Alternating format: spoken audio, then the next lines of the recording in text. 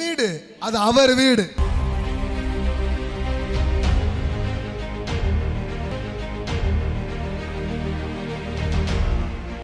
இயேசு எதுக்கு வந்தாரு?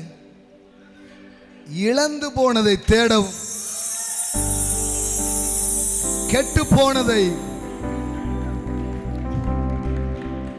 சார், சகலத்தையும் புதிதாக்க வேணா, கொளுத்திட்டு புதிதாக்க மாட்டார். குப்பை மாதிரி இருக்கிறத, கெட்டு போனத, காணாமல் போனத, தொலைஞ்சு போனத, இப்போ ப்ராமிஸ் என்ன? பாலான மண்மேடு கட்டப்படும், வனாந்தரம் வயல்வெளியா, கடுவெளி கழிக்கும், அது புஷ்பத்தை போல் பூக்கும், அது மிகுதியாய் செழிக்கும். அப்ப கடவுளுடைய ஐடியாலஜி, தியாலஜியை கரெக்டா படிங்க.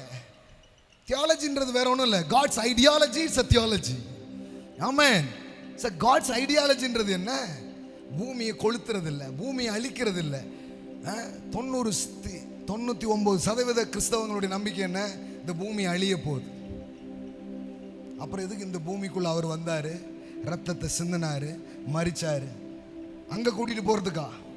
அங்க போய் எல்லாரும் சேர்றதுக்கா? No no no no. மனிதனுக்காக சிருஷ்டிக்கப்பட்டது பரலோகம் அப்படின்ட்டு பைபிள் இருந்து எனக்கு ஒரே ஒரு வசனம் மட்டும் காட்டுங்க. இந்த 7 மவுண்டன் டீச்சிங்கே நம்ம பண்ண மாட்டேன். ஆனா மனுஷனுக்காக கடவுள் உண்டாக்குனது பூமின்னு சொல்லி 100 வசனம் உங்களுக்கு காட்டுறேன். சேலஞ்ச். ஆமா, பைபிள் ரொம்ப தெளிவா சொல்லுதுங்க. சொத்தை முதல்ல பிரிச்சுட்டாங்கங்க. சங்கீதம் 115:16 டாக்குமெண்ட் வேணா தெளிவா படிச்சு பாருங்க. தேவை இருந்தா அது என்னங்க, ஆர்சியா என்னது, ஈஸியா? ஈஸி போட்டு பாருங்க. ஆமென். போட்டு பார்த்தீங்கன்னா உங்களுக்கு தெரியும். வானங்கள் கர்த்தருடையவைகள், பூமியையோ.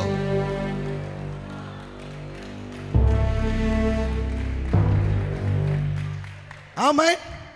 The heavens and even heavens are the Lord, but the earth hath given to the children of man. Sir, இது உங்க வீடு, அது அவர் வீடு. அது அப்பா வீடு. அந்த அப்பா உங்களுக்கு தந்த இந்த உங்க வீடு. இது நம்ம பூமி.